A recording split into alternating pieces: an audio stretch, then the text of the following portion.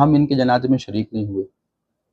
اب شریک یوں نہیں ہوئے، یہ ہمارے نبی کی شان میں گستاخیاں کرتے تھے، جو پیغمبر رسول ہیں ان کو برا کہا کرتے تھے معاذ اللہ، تو اس لیے ہم ان کے یہاں شریک نہیں ہوئے۔ جیسے کوئی شری رام جی کا بھکت ہے اور کوئی جو ہے بھکت کے سامنے ان کے بھگوان کی برائی کرے، تو ظاہر سی بات ہے بھکت اپنے بھگوان کی برائی کیسے برداشت کرے گا، اور وہ جو ہے ان کی مرتیو میں شریک کیسے ہوگا۔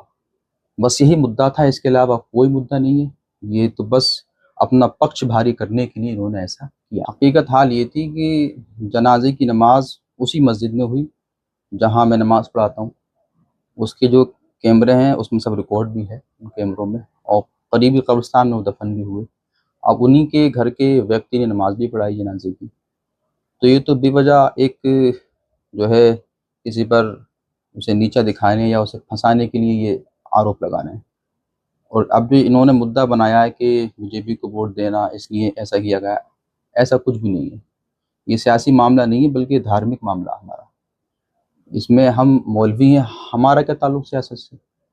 اور ہم جس مسجد میں نماز پڑھاتے ہیں، مسجد اعلیٰ حضرت، تقریباً ہزاروں کی تعداد میں لوگ وہاں نماز پڑھتے ہیں۔